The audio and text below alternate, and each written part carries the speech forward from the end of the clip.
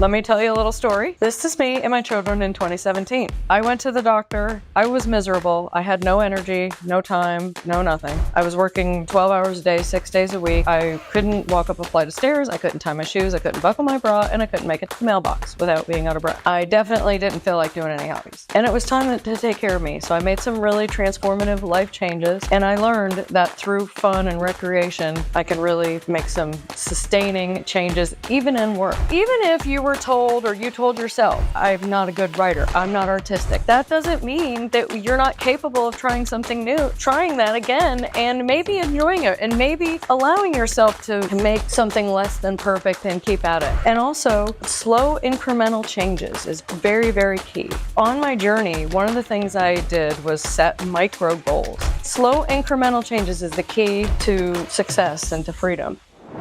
Welcome to where you get permission to have fun, because it's actually a need, and I'm going to prove it. Okay. So this is not just about what you have to do, but this is something that you need to do. Why do you think I would put this up here? Maybe that's your hobby. Maybe. What is my hobby? So could be. What else? Could be. It is. I go hiking. Anybody else? Peaceful and relaxing. Peaceful, relaxing. Yep. Photography could be a hobby. Traveling could be a hobby. Anybody want to guess where this is? It's actually McLeod Mountain on the Cumberland. It's part of the Cumberland mountain chain in Jellicoe, Tennessee. Anybody ever been there? Mm-hmm. Oh, yeah. Beautiful. And what other state can you see? Anybody know? Kentucky. That's right. Anybody know how many states Tennessee borders?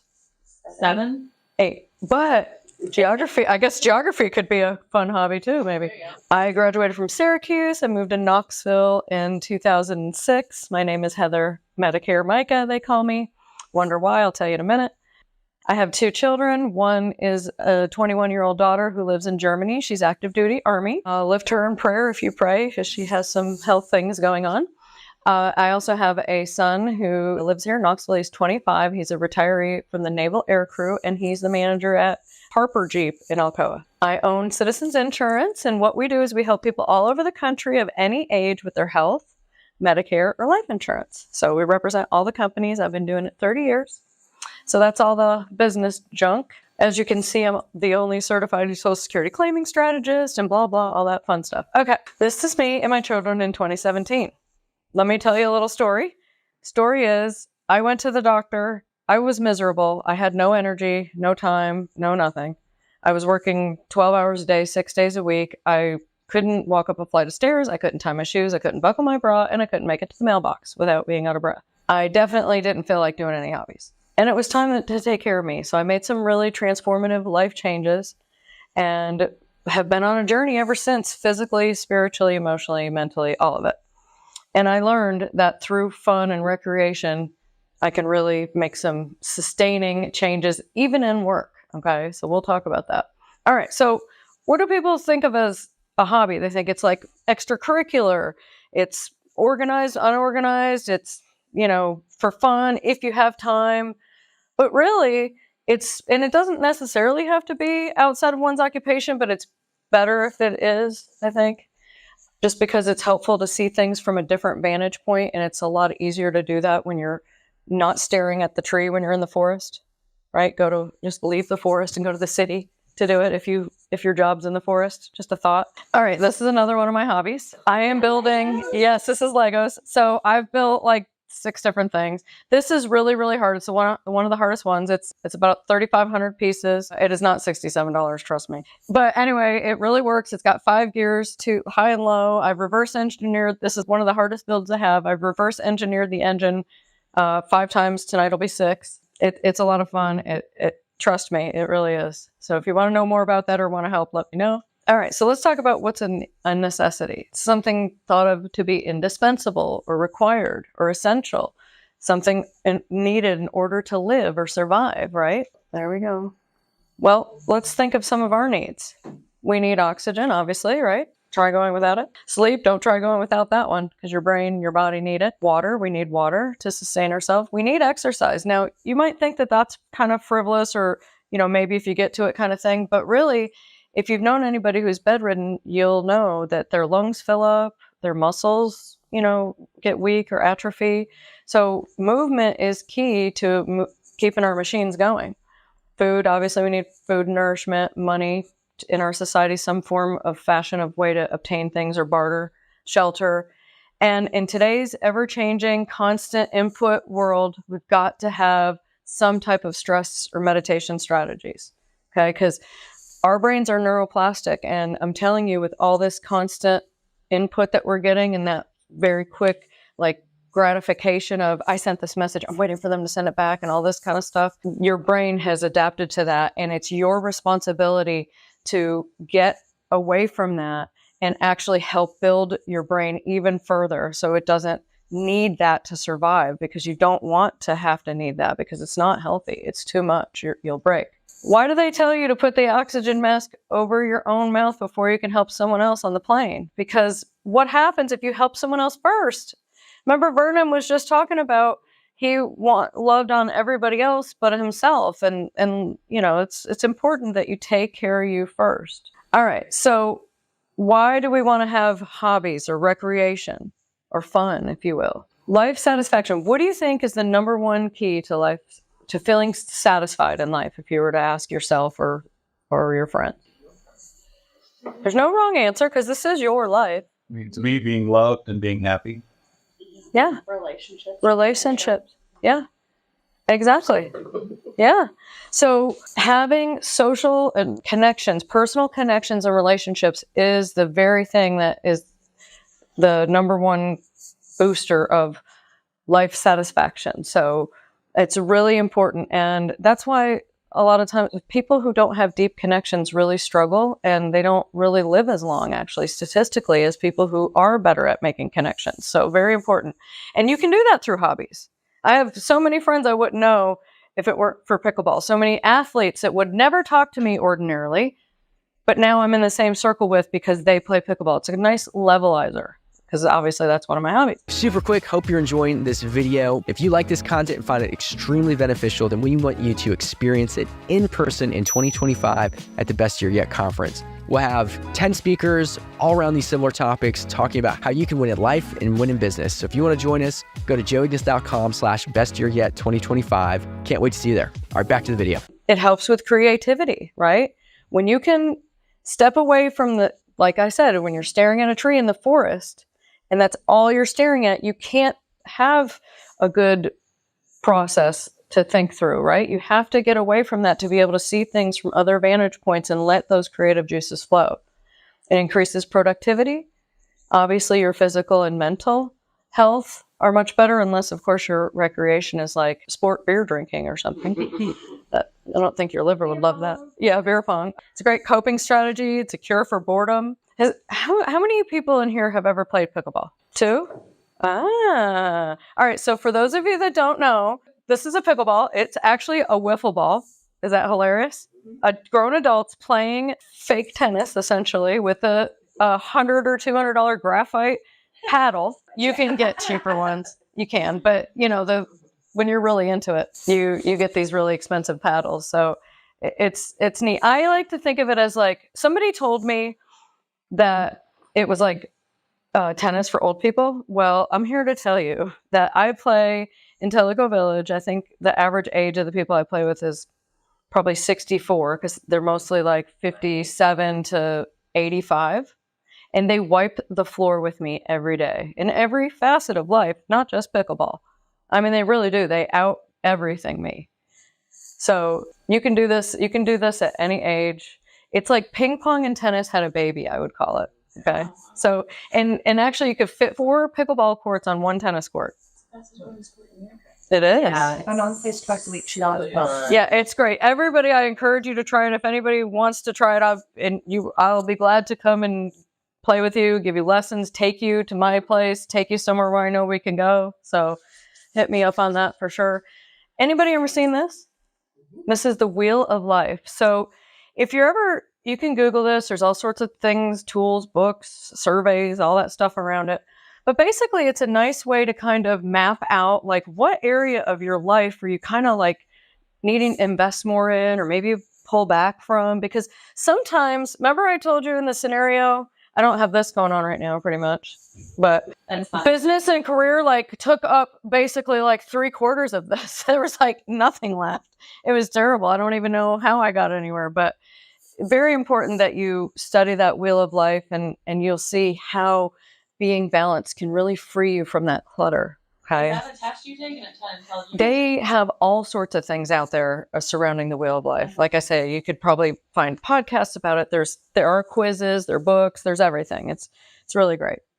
You know, be cautious. Don't just sign up for something that you don't know what you're getting into, but there are things out there that are really interesting. This is a picture of my friend, again, that's like this big time tennis champ. You know Colleen.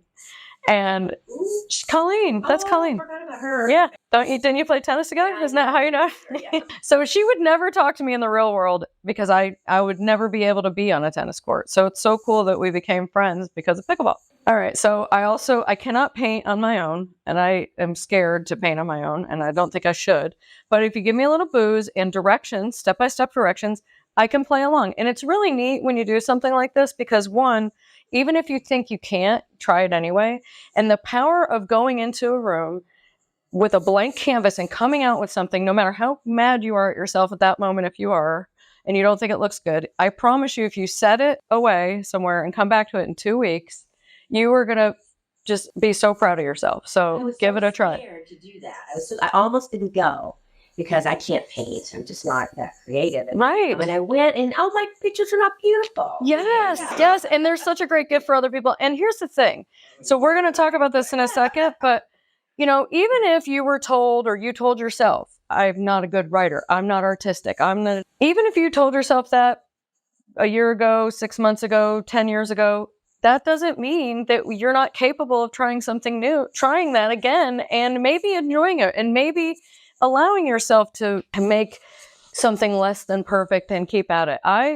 You know, for me you can't see, that's my creation. I cheat a little by having the people help me. Like if I get stuck, I'll have them like put a little, but you know, still just for me to come out with anything is amazing. So that's my daughter's right here. This one and one of my stepdaughters. That's one of my Lego builds. It was a Barcelona stadium, 5,500 pieces. I like to do paint by numbers. This is actually my oldest daughter in New York and my grandson and my son-in-law.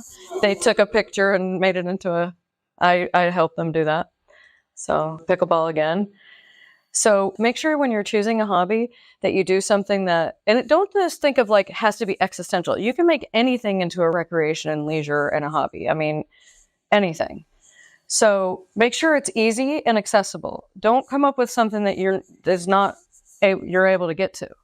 It should fit your lifestyle or your personality. I mean, Legos for me is kind of like techie and geeky, and I have a little bit of that geekiness in it, but I don't have that like mechanical side of me. So, you know, it's nice to try new things. Reclaim your youth. That's where I got the Legos from. And because my kids never like played with their Legos, so I was like, geez, look cool. Why wouldn't they want to do this? And I just started doing them. And they were out of the house too at that time. So, and try new things. Don't be scared to try new things, even if you thought you weren't good at them in the past. So real quick, life lessons that pickleball taught me. Okay.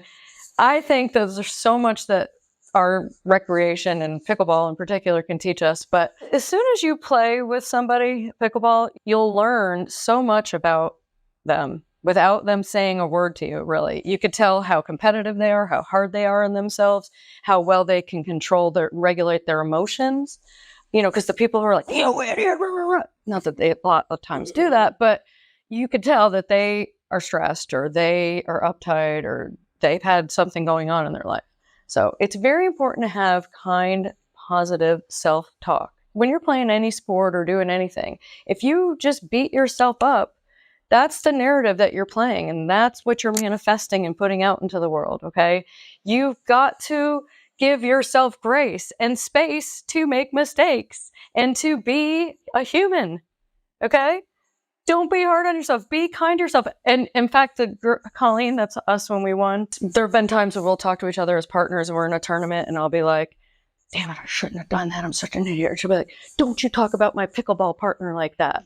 You know, and just think about that. You wouldn't want your spouse to say that out loud about himself or whatever. So remember we were throwing balls earlier, right? What happened if you missed the ball? You had to start over. Well, in pickleball, sometimes you want to let the balls go. If somebody, amateurs in particular, tend to hit that wiffle ball really hard and it goes flying out. If it goes out of bounds, you get the point. So don't try to stop it with your paddle because you have a quick reaction and hit it back. Let it go out. And that's the same thing with life. Every person who texts you doesn't need a response. Guess what? They don't. Everybody that asks you for something you don't have to say yes to. Let some balls go. That's what pickleball teaches you. And also, slow incremental changes is very, very key, okay? On my journey, one of the things I did was set micro goals. Micro goals are goals that are so stupid small that of course you're going to do them. My goal back when you saw that picture of me in the pink shirt was 1 push-up every day. 1. Not 10 minutes, not 20 push-ups every day, just 1 push-up every day, every day. Slow incremental changes is the key to success and to freedom. So, and then slow is fast. So I'm playing against these people that maybe have a little bit more limited movements because their joints in theory are more stiff. They're actually newer than mine, most of their joints, but whatever. My advantage has been through the years, my speed and my agility and ability to move. It's also been my disadvantage because remember I said you have to let balls go? I have the fastest hands at the front of the net because it's my anger management part of my life. And I can't always react to everything. So being methodical in your reaction and in the timing of it is very, very important. Okay. And slow can be fast, just like when you're driving a boat, slow is fast. The quickest person to the finish line is not always the winner in the game of life. I mean, maybe in a race, but these are just some of the few things that pickleball's taught me. And I think every day I learn something when I'm there playing with others. So what kind of activities do you guys like to do for fun or leisure or downtime? I wish I had more of a hobby, to be honest. I got cricket. I've used it a couple times, and I love to do that kind of stuff. So I'm don't make time. Put it on your schedule, just like you schedule your workouts, just like you schedule your meetings, just like you kind of schedule your date nights and your family time and you're studying for your kids or your whatever you're working on. You know what I mean? Remember, she said, look at your schedule and make sure it reflects what your priorities are. I'm the king of this. Anybody who knows me will tell you, Heather's so busy, it's like getting a meeting with the president. They'll say that and sometimes you'll look at my calendar, there's no space on there. That's something I'm working on.